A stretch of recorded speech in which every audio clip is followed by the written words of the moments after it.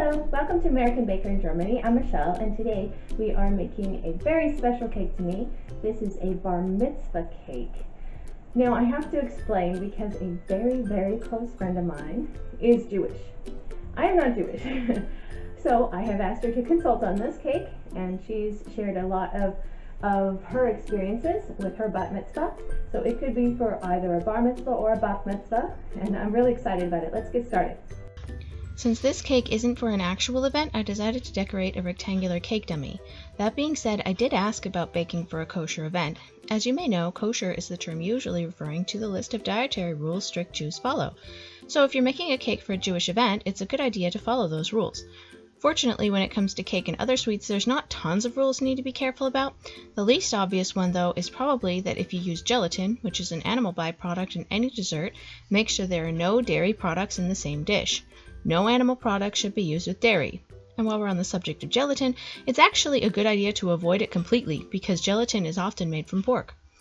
As for this cake, I'm frosting it with vegan American buttercream, but you can use any kind of buttercream. By the way, eggs do not count as animal products as far as kosher laws are concerned.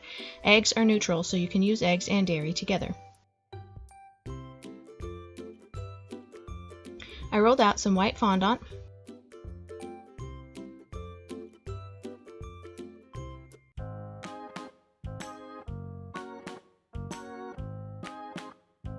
and covered the cake with it. I smoothed it on with a fondant smoother and my hands, and trimmed off the excess with a sharp knife.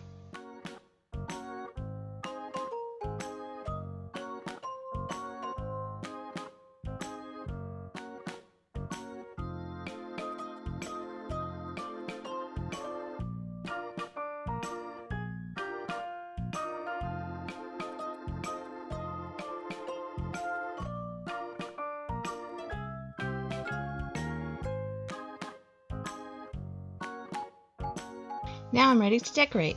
I rolled out some forest green fondant and cut out the letters to spell Mazel Tov and 13, which is the age most children are who are having a bar mitzvah or bat mitzvah.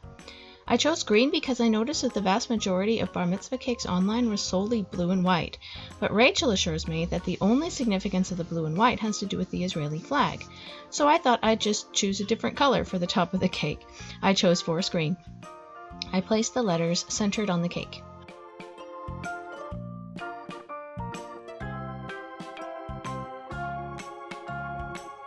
Next, I cut a few lengths of wooden skewer. I roll out some white fondant and cut it into a rectangle. Then I wrapped the fondant around the skewer and rolled it toward the center. This is clearly the Torah represented on the cake. I then covered the ends of the skewer with black fondant to be the handles. This fondant Torah is a great blank slate. The section of the Torah read at a bar mitzvah is special and associated with the day. Each section also has a name, so this would be a great opportunity to write the name of the Torah section or the name of the child on the fondant Torah. You can write it best with an edible marker. You can even write with a regular marker as long as you make sure everybody knows not to eat the Torah off the cake.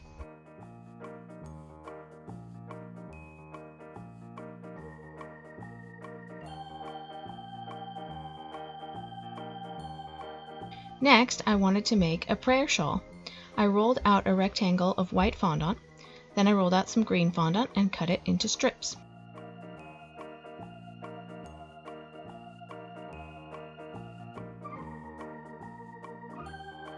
I laid them on the prayer shawl,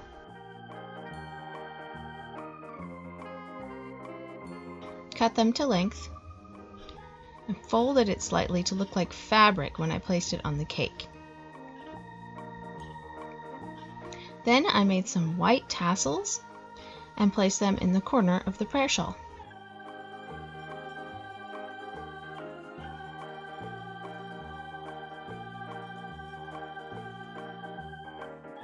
Now, I was told that most Jews try to make a heritage pilgrimage to Israel following their bar mitzvahs.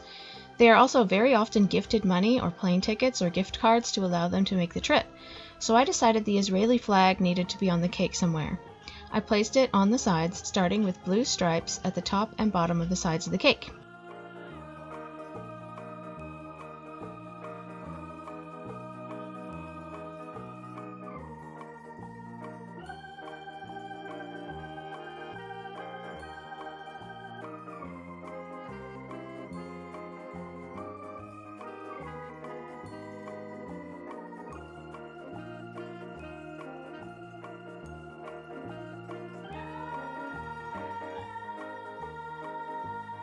Then I used the leftover stripes to make Stars of David. I cut them in regular lengths, using the lines on my silicone mat as a guide, and formed them into triangles. A Star of David is formed by 2 triangles laid on top of each other, one facing up and one facing down. Now, while I'm finishing up the Israeli flags on the side of the cake, let me tell you about my cake consultant, Rachel. Her name is Rachel Hamer. She's a professional musician in New York City, and she's my life coach. She's also a certified Reiki healer and can speak at least 3 languages fluently: English, German, and Spanish, and some Japanese. She's awesome and apparently does some freelance cake consulting. I'll leave all her links below. Thank you, Rachel.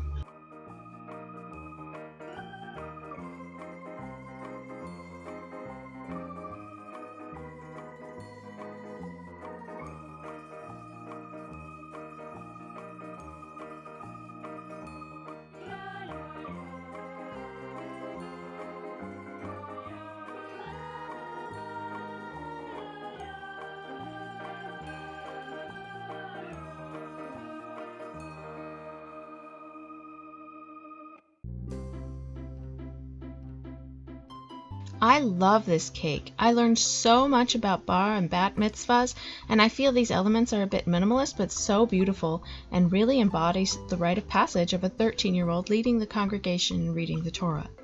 Mazel Tov! For more cakes and tutorials, visit our website at AmericanBakerInGermany.com. We're also on Facebook and Instagram. Subscribe for a new cake video every week. Hit the notification bell to be the first to know when we've uploaded a new video.